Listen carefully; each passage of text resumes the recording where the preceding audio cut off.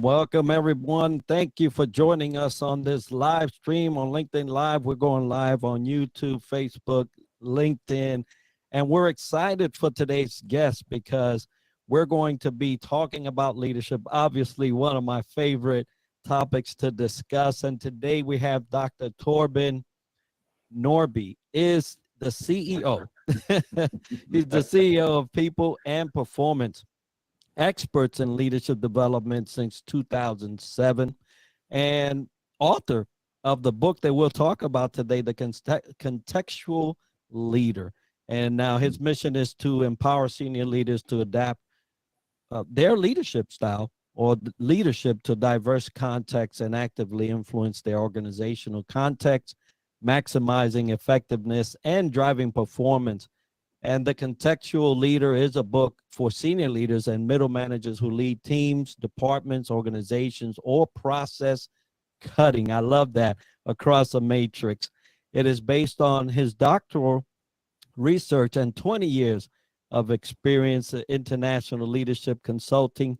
The book challenges the assumption that leadership is only about person-to-person influence and demonstrate how the organizational context should actively shape through leader-led interventions to set the organization up for success.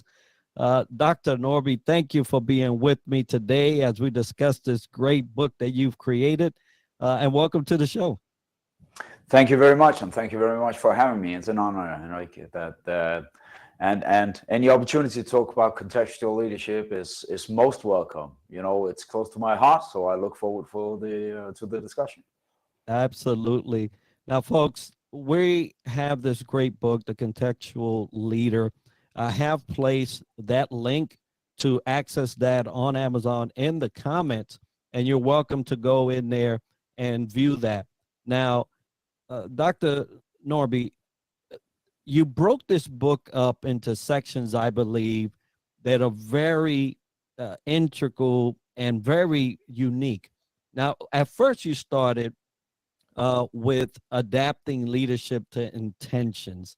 Now, I want you to tell us a little bit, first of all, of your background, and then we'll go into the book itself. But that's a great way to start. Absolutely, I'll be happy to. So my background in leadership started when I left high school and went into the Army. I soon became an NCO, a non-commissioned officer, and was chosen for officers training. So I spent the first 10 years of my career in the Army, leading people, both in tank squads and long-range reconnaissance. After leaving the Army, I went into retail. So that was a shift in leadership context. I was not aware at that point how much that mattered. Then I shifted again to a Danish multinational, working globally with HR and HR development, leadership development. That was my second big shift. And then in 2007, as you told about, I became an external consultant. And my reason for doing that is that I love meeting different organizations, and I found out that I'm pretty good at transformations. So that led to working with bespoke leadership development, doing leadership academies for large-scale international companies, always tailoring the content, the curriculum, and the approach to what mattered the most to them.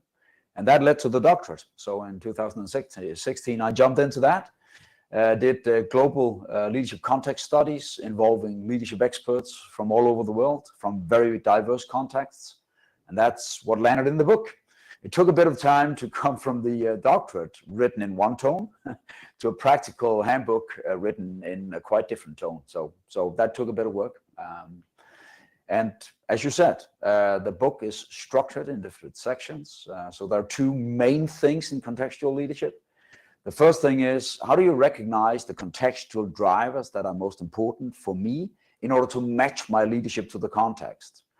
And that means that situational leadership is from the situation and how do you match that. But contextual leadership takes it further. So you need to understand the contextual drivers, understand what are the intentions that you're trying to fulfill. Why do we have leaders in the organization? What is the strategy and operating model requiring from me? And then translate that into your leadership approaches. So that's the first part of leadership or contextual leadership. The other part is that you need to be active in shaping the organizational context. That means the structures, the people composition, and the cultures, the subcultures that drive performance.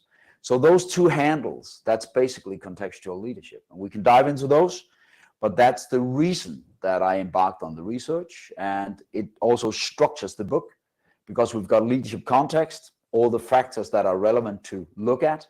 We've got how do you match leadership to be best in those different contexts, and how do you shape context to support engagement and performance by pulling the right levers.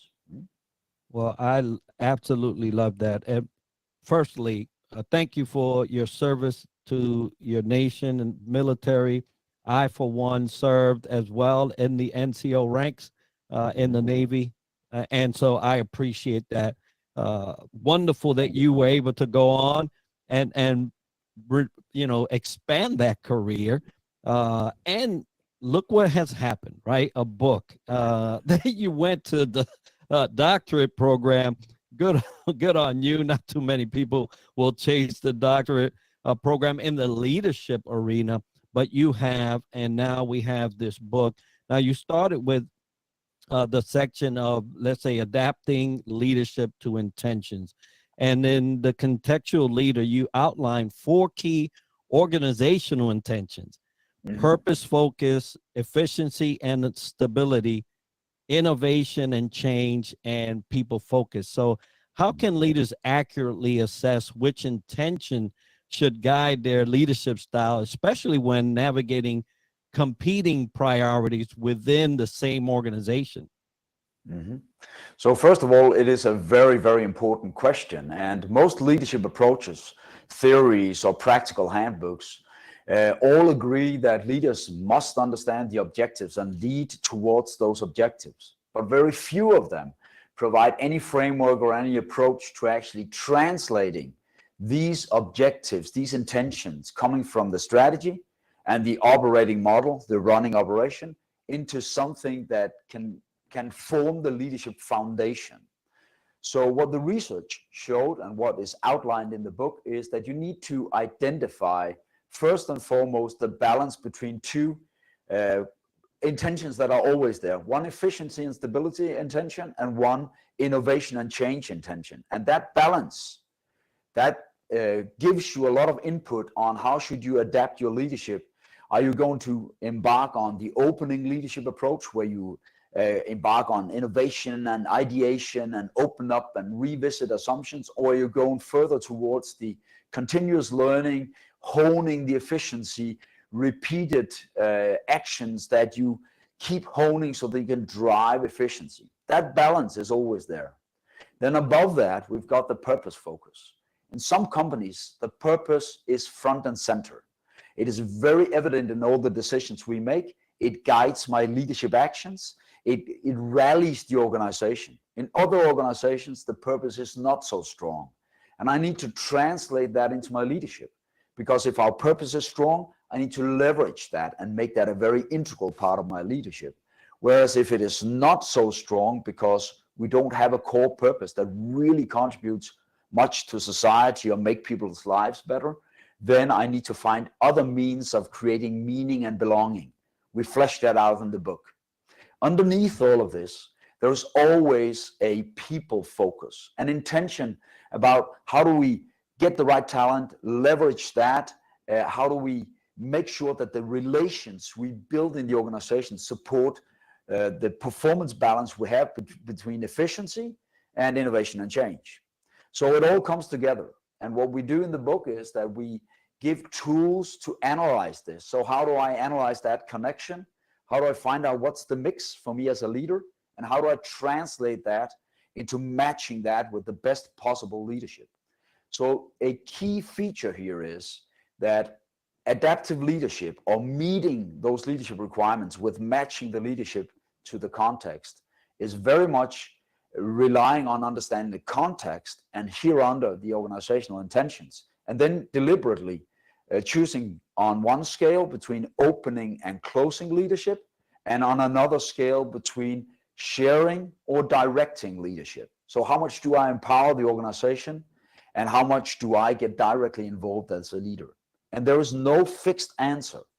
So I'm leaving the assumption that we've got the silver bullet for leadership, but we've got one key feature here, is that if I understand the context, I can start navigating what kind of leadership approach am I investing myself in. And it's not rocket science. It's actually rather tangible, well supported by two mainstreams in the research over the past couple of decades. And the Global Leadership Context study clearly showed that if you get that under your skin and start doing that as a leader, no matter if you're at the tactical or strategical level, you got a source of power because you invest in the right leadership rather than invest in what's called for. And of course, we need to respond to what people ask from us, but we have leaders to drive the organizational intentions. So we need to find that balance, leading from the intentions, and of course, responding to the people's requirements and engagement and needs and so forth.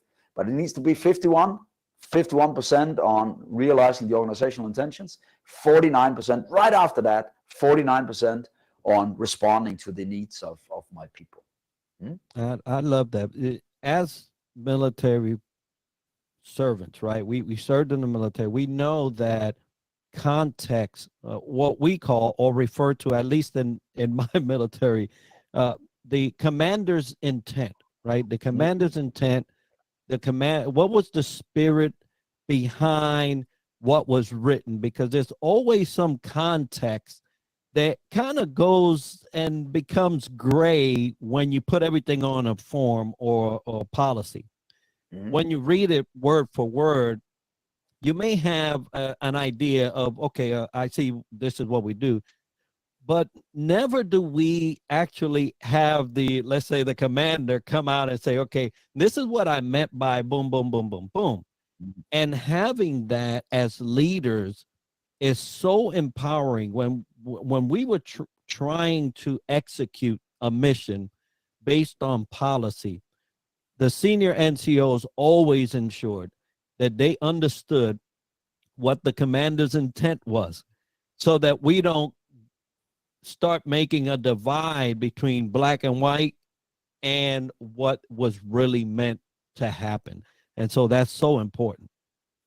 I fully agree. And now leading through intent has taken a lot of traction in business life the past years, based on very good work by Stephen Bungay and others.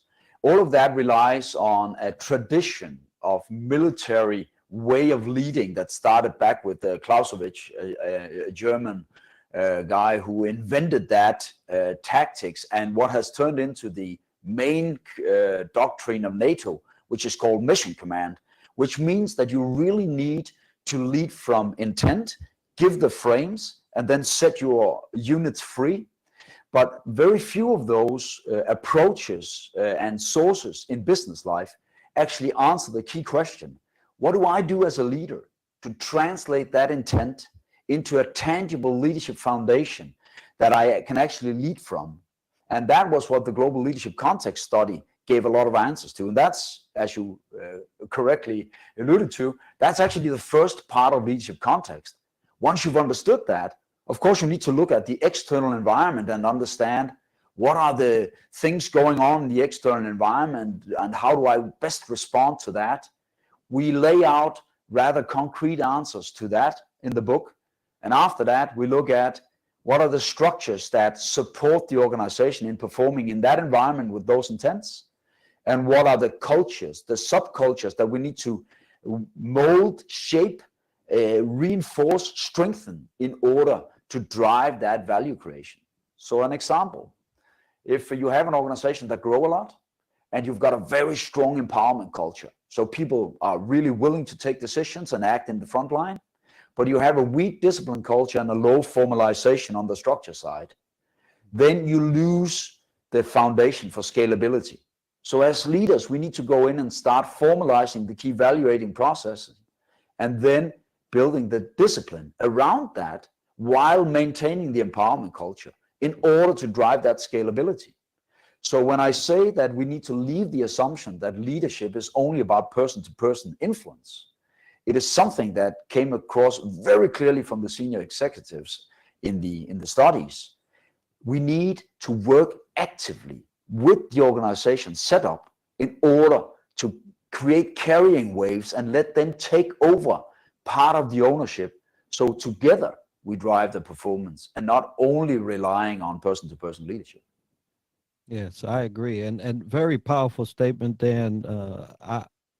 I hope that those that are listening and viewing us right now are listening intently, because that is some powerful approaches to leadership that often are missed. And I'll tell you, here in the United States, there is a huge focus on people, influence people to people.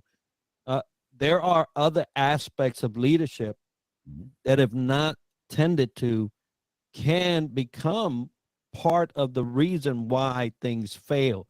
So talking about actions or translating intentions into actions, you emphasize the importance of promoting specific employee behaviors like followership, which I love speaking about, ownership and empowerment. So can you share an example of how a leader successfully shifted employee behavior to align with organizational focus, and what practical steps made this transformation possible? Absolutely. So you're pinpointing another very important feature in contextual leadership, and that is that we need to exercise leadership with a good understanding of the desired outcomes of leadership. So that means that when we look at what we need in the organization to succeed, we might emphasize followership, as you alluded to, or we might emphasize team citizenship. We might have to look at the functional performance in the organization. So I need to translate the intentions into observable behavior in the organization. And then I need to look at the expertise underpinning that, and creating that line of sight allows me then to start involving my people in saying, what would we need to develop more of in our organization?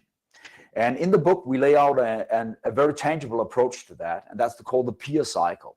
So you set up some priorities, then you reach out and involve the people who are going to be part of creating it. So let's say we want more cross-functional collaboration, if we are going to take a concrete example, between two functions. Then we get together the people on both sides of those boundaries. We get them together and say, we've got these principles that we want to bring to life. Let's interpret, what does this mean that we need to do more of and less of? We have a practical session around that, write that down, agree to that, commit to that, and now we've got the basis of acting our way into a new understanding of how is the cross-functional collaboration. Once we've done that and worked with that, put leadership behind those commitments, acted our way in to a new understanding, then we create culture. So culture is reproducing itself all the time. It's basically just the way we do around here. It's the habits we keep reinforcing. So culture is very much under influence by leadership. So if we involve, arrive at commitments, keep reiterating, so we look at the organizational learning, then we can also get people to change their beliefs because they see the new way of working actually takes effect. So when we want to change culture, we need to translate what we want into behavior, draw a string to the intentions, involve people, arrive at commitments, and then start reiterating. Over time, that allows us to then lift that from unit to unit in the organization. And now we can come full circle in the organizational learning cycle. So that part of contextual leadership is about driving a way of working into the organization that supports the intentions we have, especially if we've got mergers and acquisitions, if we've got new strategy deployment. And this very much relates back to something you know. So in the Army, you do a lot of briefing and back briefing. And the reason that you do that is that when I give you a brief, I set frames, but I ask you to interpret. How are you going to go about this? What are the restraints? Where are the resource constraints? How are you going to do this? And you feed that back to me. Now I get your interpretation. That means you internalize those commitments. We align those and we agree on that. Now that little trick of involving people and getting their thinking on the table, that's shared leadership. And that's what allows us to actually make people grow in their ownership. And a lot of leaders fall into the pitfall of giving the answers when they're asked. They need to start moving towards wanting solution suggestions, requiring, inviting, opening up the trust space, getting people into that empowerment space, and then asking them to contribute actively. For some organizations, that's a long journey. For others, they've laid a lot of foundation. But there are no organizations where it does not make sense in working with making people co-create, and that's the followership. The followership is not just doing what the leader says, but that's co-creating leadership. So we can do it in different measures because we might have some constraints on how much deviation can we have to process and so forth.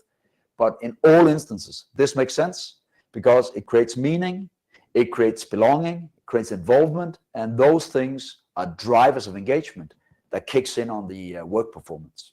So that was a long answer, Enrique, but it's because it's so important, right? Yeah, no, perfect. And I love it. You know, you're speaking, I'm smiling because it's how I view things.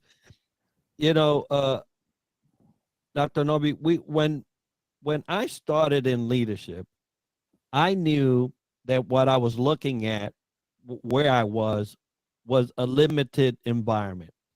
And I said, okay, how can I get a better perspective on leadership that wherever I go around this globe, because the military kind of takes you around the globe, wherever I go on this globe, I can become and be an asset as a leader and not a regionalized, I would say, you know, detractor, because I'm so fixed on how we did it where we were, and become an asset to the world as a leader. And what you're laying out there, that relationship between followership, ownership, and empowerment, and the ability for a leader to come in and treat a conversation around what was said, you know, what the mission is and how they interpret that, because it's in that interpretation or misinterpretation that things can go really bad really quick. And so I love that framework.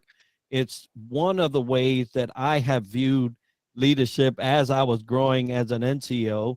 But followership is one of the things that we miss out a lot on in leadership, at least here in the States, because leaders get to a point where they believe that they no longer have to follow.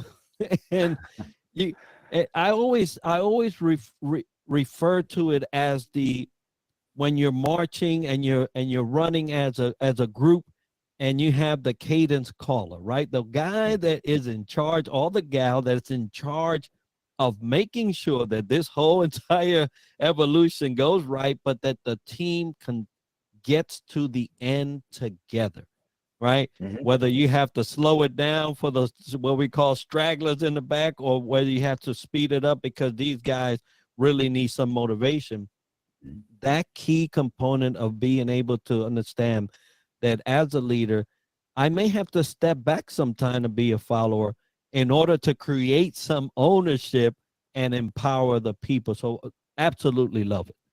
And you can say that one of the things that is important in what we're talking about now is that we see an increased external complexity because of the globalization. We see matrix organizations as a response to external complexity because we need to be able to respond to that external complexity. And that means that if we do not work actively with a shift towards shared leadership in a matrix organization, what will happen is that we try to run a different kind of organization based on old assumptions about what leadership is, and that fails. So there are a lot of matrix organizations that are struggling, And what they do is that they reduce their response to trying to talk about communication and how do we overcome the struggles of a matrix. We have to go one step back, look at the context, and then say, how do we strengthen the context so that we, on one side, get robustness in the way that we organize and the answers processes, and on the other side, start developing the skills in the organization to take lead, not to be a leader, but to take lead, because if we don't evolve on that in a matrix organization, what will happen is that we rely on escalations. That means that matrix organization is swarmed by meetings, over communication, CCing 1,000 people and so forth, and it doesn't work. So you need to take one step back, look at the context, align that context to the way of working, which is the response to external complexity. Look at the intentions. And once you've done that, start working on the value creating processes. So that's another key part of shaping the context. That is to pinpoint the few really crucial processes in your area. Start working with those in order to mature them and use them as the rallying point so you get good coordination, but also so you empower people to take decisions within those processes. So that's why this notion of saying leadership in a complex world is different than the person-to-person leadership, which is still really important, right? That we can calibrate and we can accommodate and we can set direction for people and develop people, but it's not enough anymore. Yeah, I agree. Now you talk about external forces, influences that may somehow come in. So with external factors such as risk intensity, workforce depression, or dispersion, workforce dispersion, and system openness influencing organization, how can leaders build resilience and agility without sacrificing long-term strategic goals? What frameworks or tools do you recommend for balancing act? So you can say that if we take those factors that you're talking about in the external environment, for example, external dynamism, which means how often do our decision points in the external environment change, and how predictable is that? Is that really foggy, or is it rather predictable because it's seasonal? So if I want to build in response to external dynamism, I want to build internal agility, then I need to work on a couple of levers. There are two structural levers. I need to consider closely which decisions do I decentralize to get a fast response in the front line, and which decisions do I centralize, because only by having them centralized in one point can we have all the overview of the risk factors that it's risky if we take it in the front line, so we need to relate them to a central decision making. The other is formalization.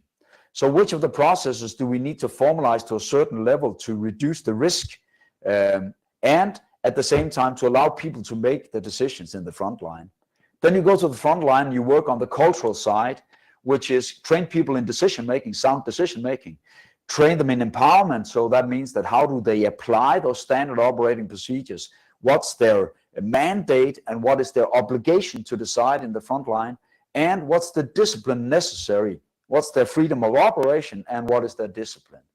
That means that now I've got the key levers. All of this relies on one key lever in the people composition, and that is to succeed with requisite agility to respond to external dynamism. You need high enough expertise, because else the decisions that are made in the front line will be uninformed. So this is a splendid example of how you can adjust the context to actually be very, very good at responding to that external environment. So it becomes very concrete, and in that manner, you've got answers to workforce dispersion, so the workforce that's spread over a vast geography. You've got responses to risk intensity, how to build the internal risk readiness. You've got responses to system openness, which is how many external contractors and people are influencing into my organization. And you need to work with a way of working in your organization, because else you lose alignment and you get too much uncoordinated or actions in the organization. An example of that is a large service organization or a global construction, on-site construction organization. If you don't really work with the context there, you will lose the influence and you will lose the resource utilization in that organization. So there are very concrete responses on the external factors, actually, Henrik. And loss of influence is probably the start of the end for any leader, right? If you start to lose that, then what you have is either folks just be following because they were told to, and that's the hierarchy, but no real impact there. You also speak about structural influence and organizational success. So in what ways can leaders leverage structural elements like centralization, formalization, and internal complexity to drive innovation and collaboration rather than inadvertently stifling creativity and adaptability? So if one of our intentions is to drive innovation, then we need to look at, as you say, some of the structural factors. And some of the structural factors means that we need to relax some of the formalization. So a very good example is in an organization I worked with, they have a very, very formalized business case process, meaning that you have to calculate how much will we get out of this before you get the investment to do so. You need to turn that upside down if you want to drive innovation. Then you need to do something else. So we developed an approach which was not a business case, but an innovation case. And that meant that you applied for a learning investment. And what you needed to describe was, what is it that we are going to learn from this investment? And what decisions will that allow us to take when we get to that learning point? And that removed all that risk mitigation and really stifling, because we only embarked on the things we were really sure at. So we turned that around, and that meant that we built a stream of incubator risk willingness, because you are allowed to invest this box of money, time, and people in driving that learning and driving those pilots and getting those customer experience in order to decide, do we want to continue out of that track or another track? So it's a very, very clear example of influencing the structures in order to drive a different kind of behavior to support innovation. And there are multiple examples of how you can drive that innovation or more efficiency or better collaboration or whatever your intention is by you starting to move the structural and the cultural knots in an organization. And how does a leader recognize when a shift in structure is necessary? So that's a good question, because we can have strategic alignment inside an organization, or we can have strategic misalignment inside an organization. So first of all, we need to start again from the intentions and the external environment, and then look at how is our organization set up for responding to this. We often have changes over time, and we've got a legacy. So by using the framework, you can start looking for that. And the book is laid out in a way so that if you get the first 75 pages under control, you've got the overview of the structural factors and the cultural factors and so forth. And then you can start seeking out, I think it is this, and then dive into those sections. You can also use the tool that is related to the book, which is a leadership context inventory. It's a validated tool measuring the different components. So you can take a shot at that and then look at that. You'll get a 16-page report describing recommendations for what you could do. And in a little while, and I hope we will be ready with the AI version of the book, so you can actually ask the Contextual Leader AI bot to say, hey, help me out, go in one or the other direction. If we boil out of that down, the most important thing here is that when you do your strategy update each year, or you do a new strategy reformulation for the next period, when you've started looking at that, you need to make sure that you also have an organizational review and go back and look at that. And that's the strategic role for the CHRO and the HR organization, that rather than running the people processes that are really important, they need to do that strategic review of the organizational alignment and come up with some answers and suggestions for optimizing that alignment. And we actually meet quite a bit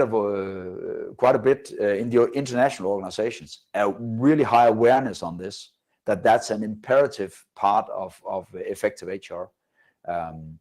And you can say that if you look at the writings of Dave Ulrich, who is the grandfather, we can say, of HR, that's also what he's alluding to. That is that strategic HR partner, the HR role in the organization is changing.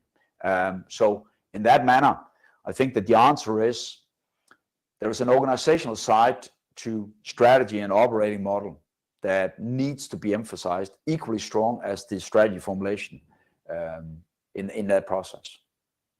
And as you speak about awareness, I think about developing contextual awareness, right? And that's contextual leadership requires acute awareness of both internal and external dynamics.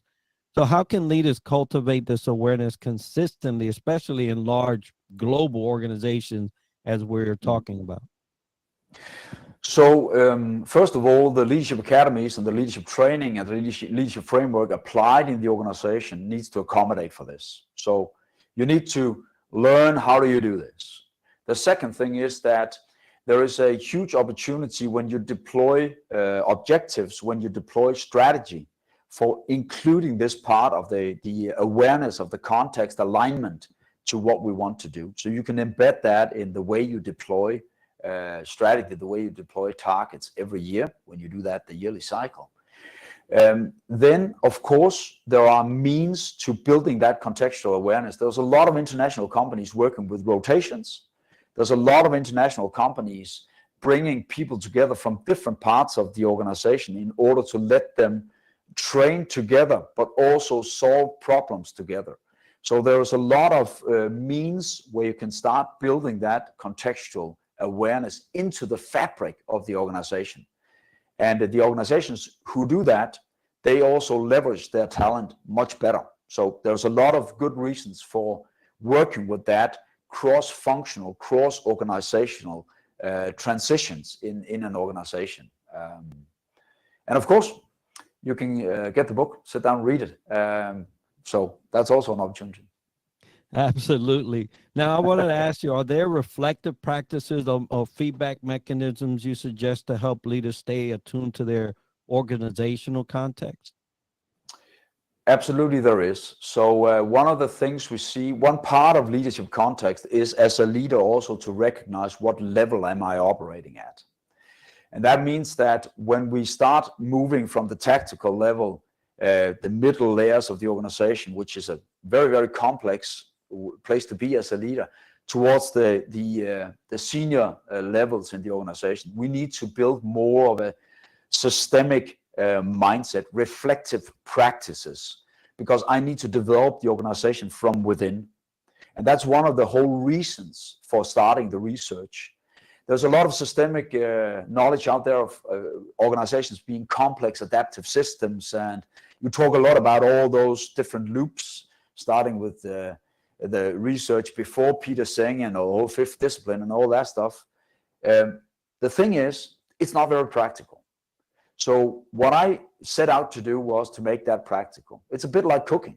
You look into the pot, a lot of things are going on and you can describe the cooking process and all that stuff. But if you want to change the course, you taste it, you add something, you stir a little, you let that take effect, and then you taste again.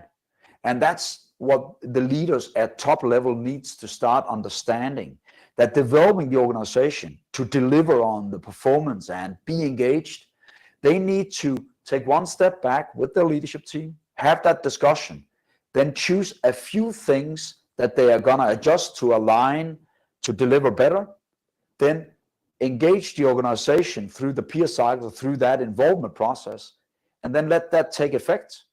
So it's this long-term, short-term connection, the reflexive practice of saying, where do we want to be? And how do I translate that into something very tangible? We want more of this. How do I translate that into principles? Engage the leaders, make them involve the people, let the people take ownership and act their way into that new way of working. So if you get those cycles running, then you've got the connection between the organizational setting and then the senior leaders' reflective practice. And so we can't just say system thinking. You need to relate that to saying systems thinking, and then how do I pinpoint a few levers, pull them, and then let it take effect. So it's that dialectic, strategic, tactical intervention that we see work really well.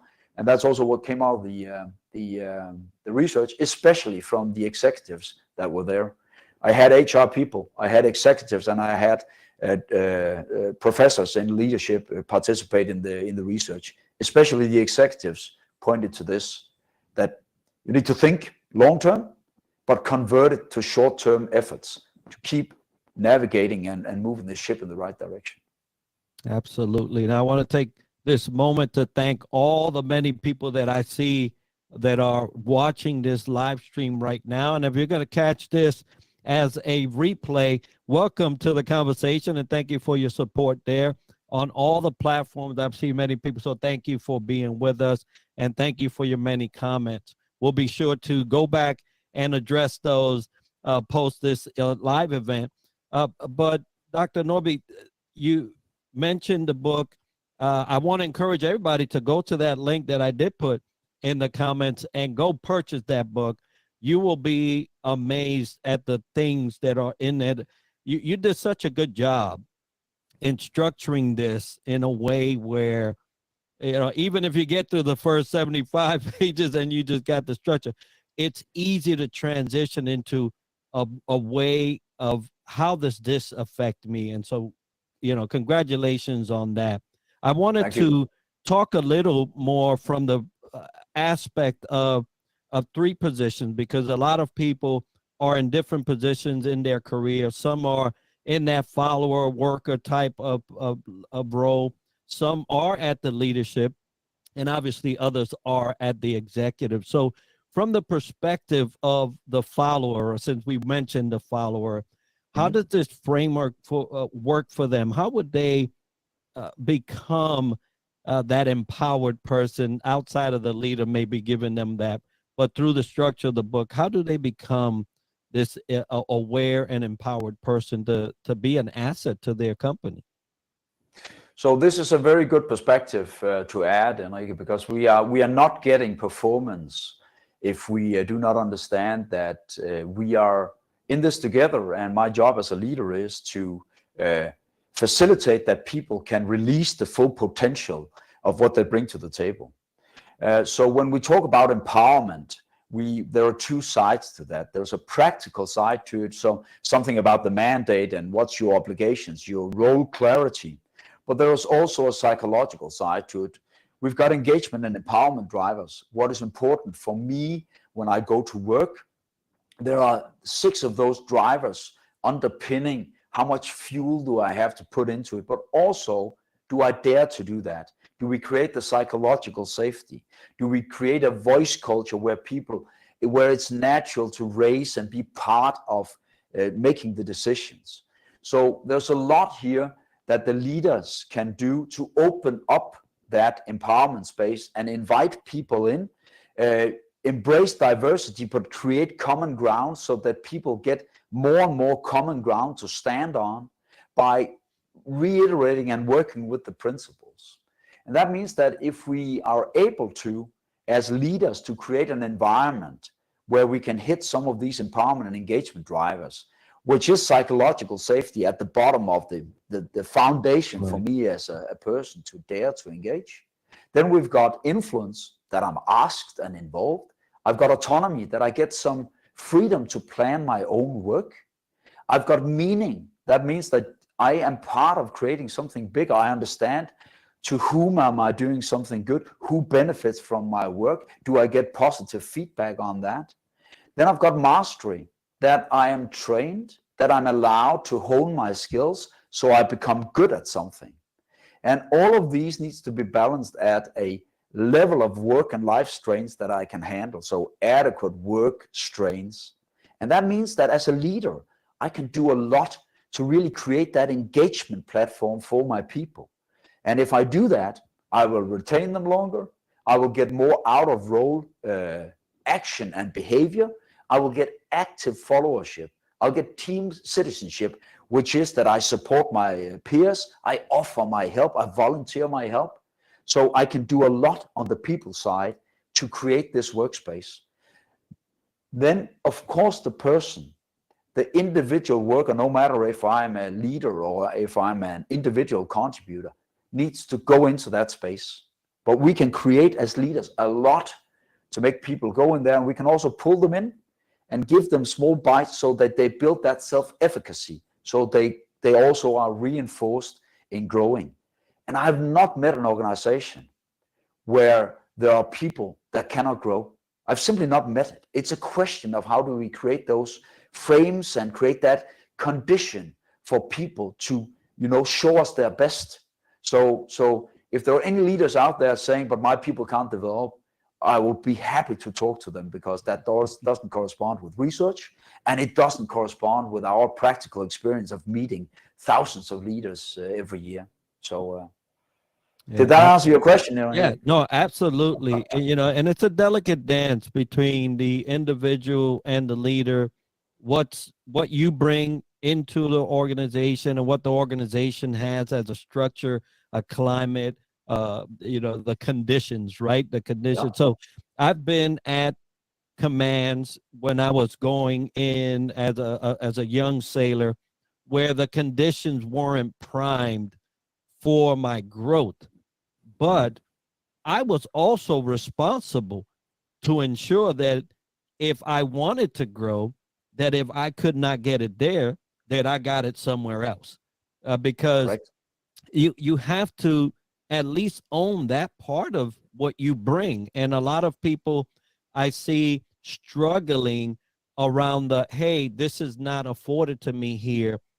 And that's it. And they cut it, they cut it quits, that they're never going to get anywhere, when there are so many other avenues that you can tap into apart from where you're working. Now, you'll have to make a decision sooner or later whether you want to remain in an environment that's not conducive to your growth, but you do have an obligation as the contributor to know what you bring, and also to be aware of the limitations around you.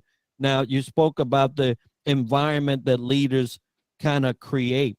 That's also a responsibility. So some leaders will go into their leadership positions and are just satisfied with getting paid and the notoriety that comes with the position.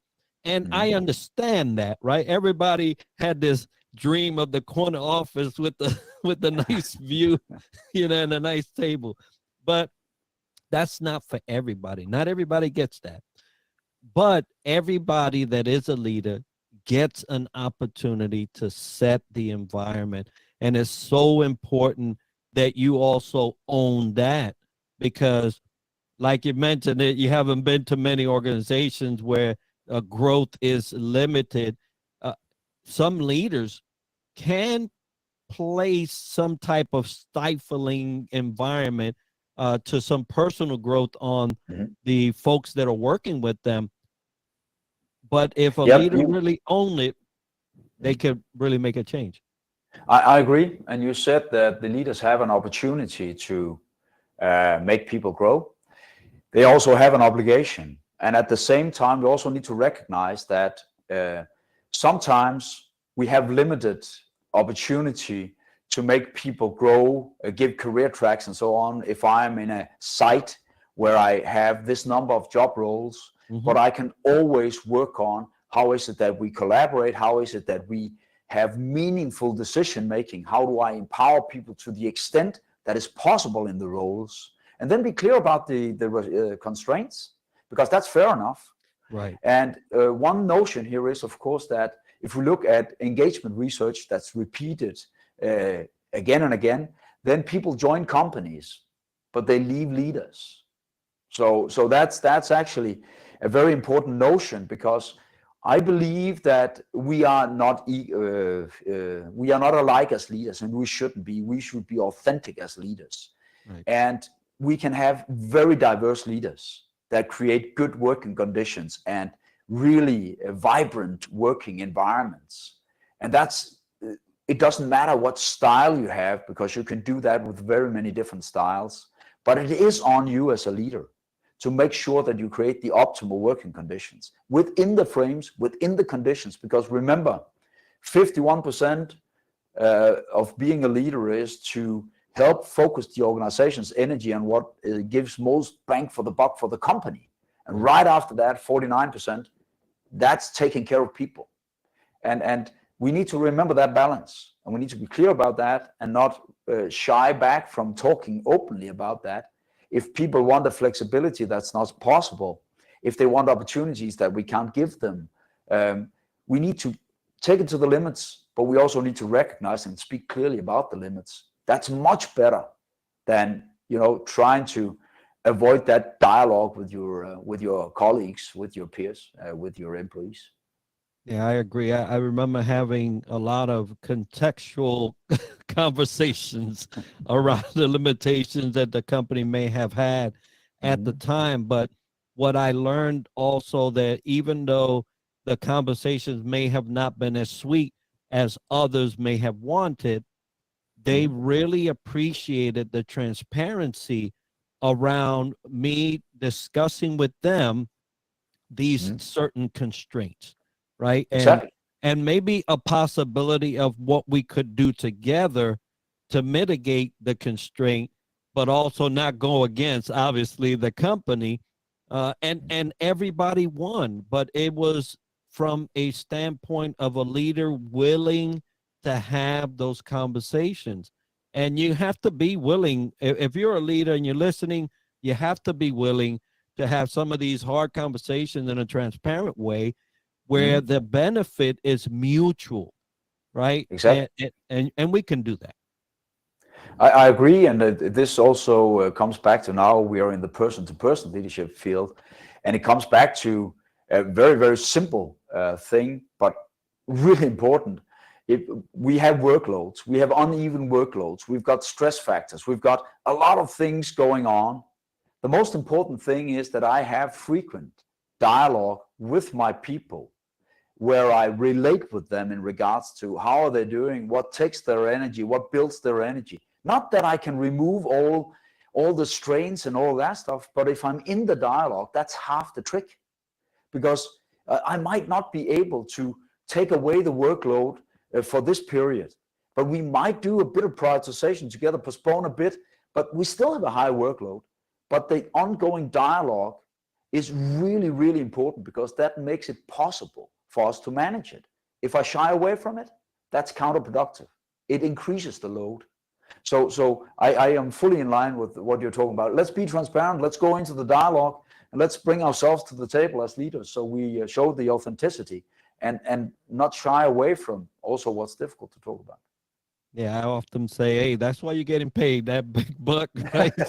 so you can take it and do something with it. Now, I want to address the executive side, because from my perspective, at least in my experience, there's I don't know, there's a cap somehow that when people get to executive level leadership, they are in the C-suite, right? They're the ones really running the show. Or at least making the decisions to the run of the show. There seems to be a disconnect from that obligation as an executive, and that they're still leaders.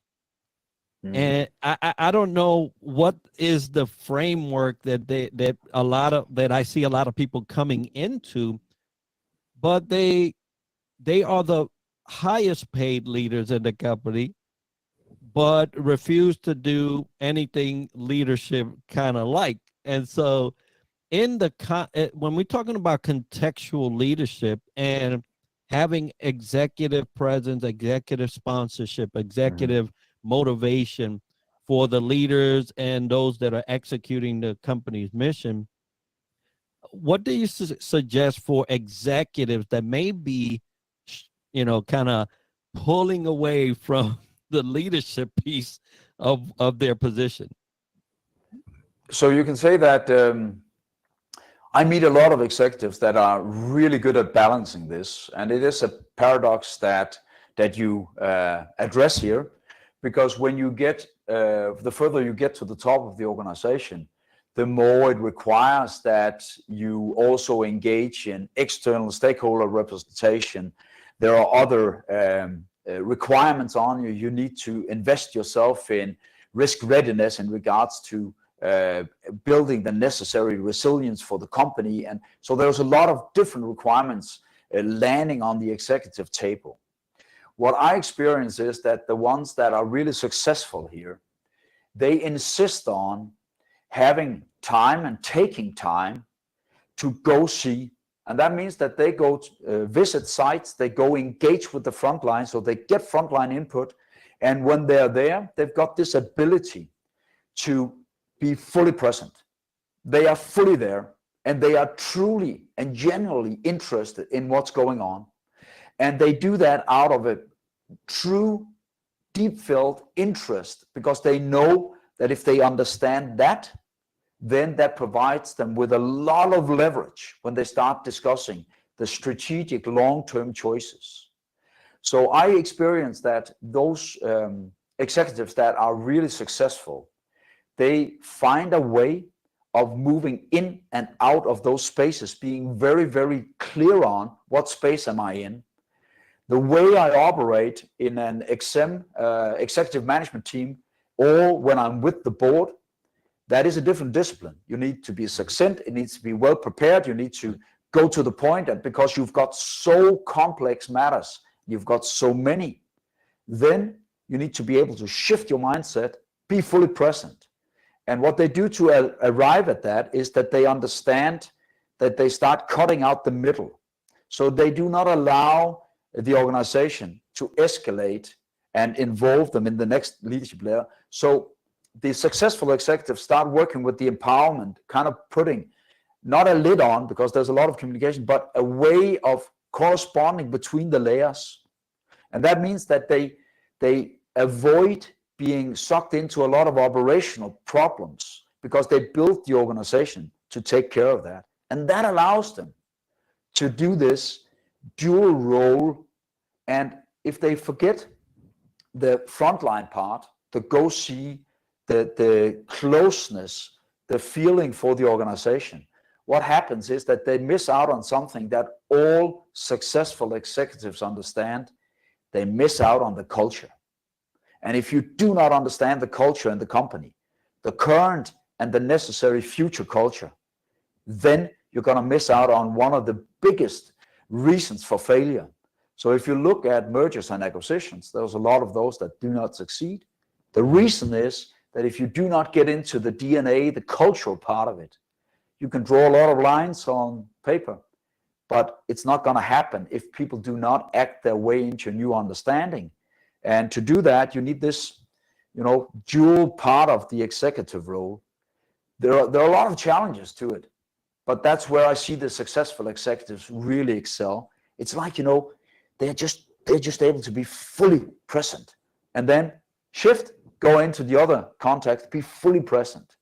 So when we work with this executive shift, so when you get from the senior director or vice president level to the senior vice president or president level, you need to build reflexive practices. You need to build a different way of understanding the context and leveraging that.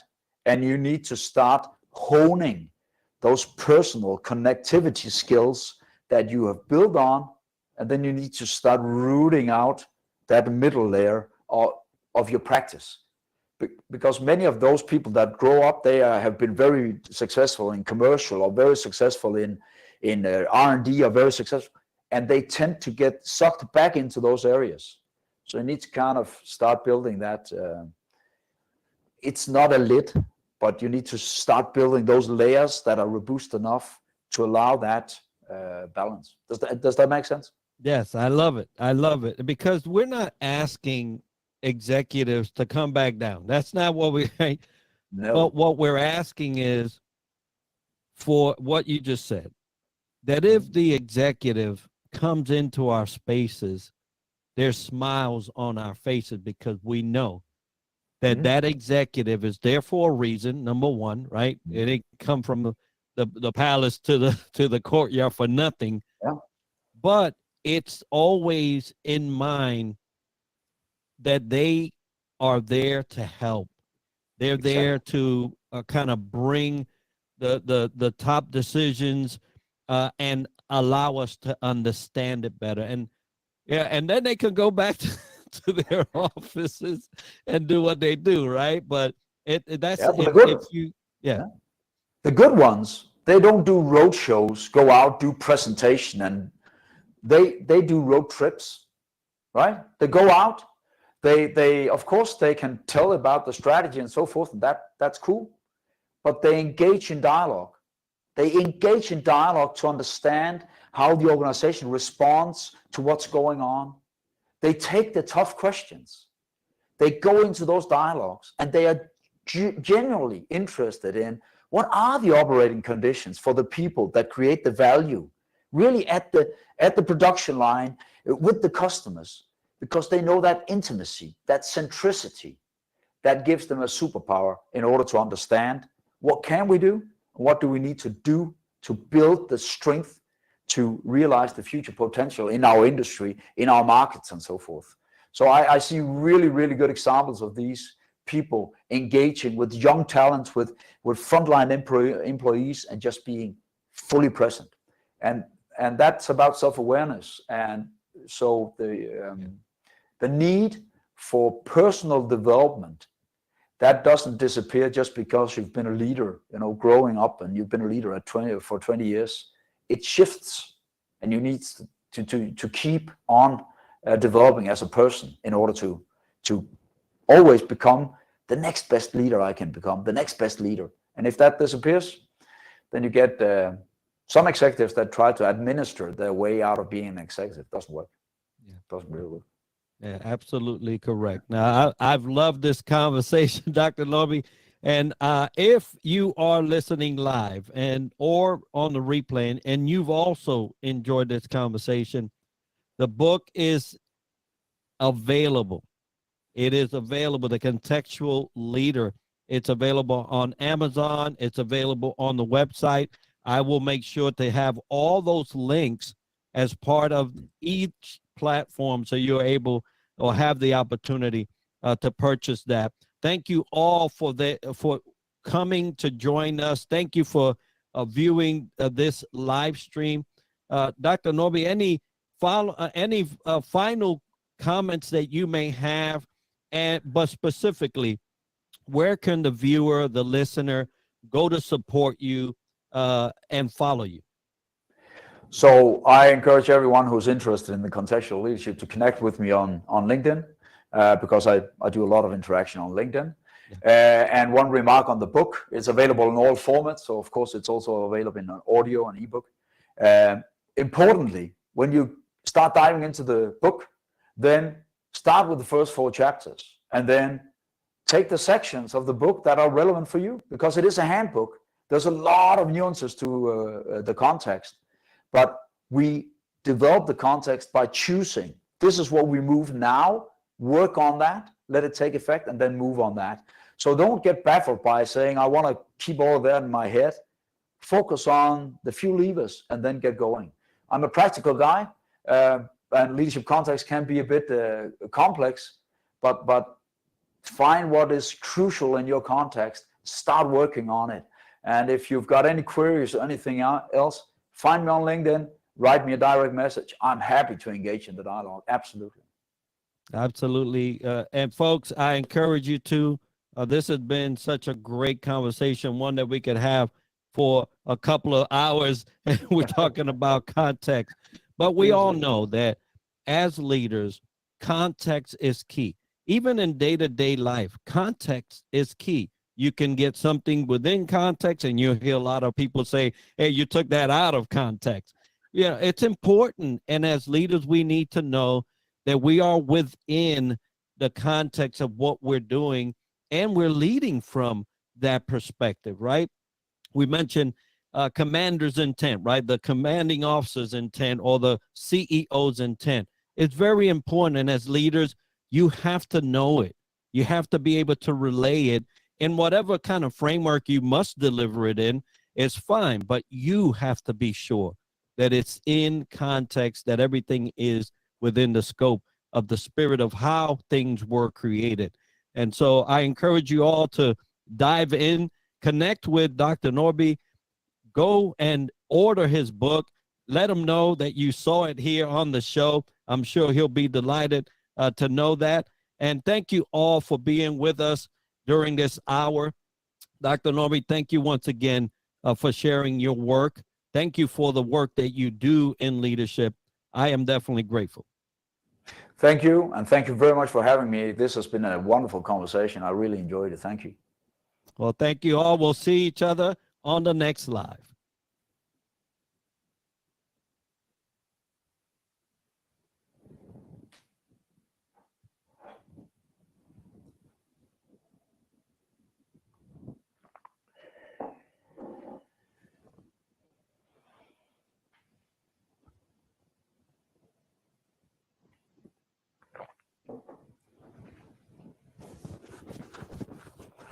I'm still here. I'm wondering what the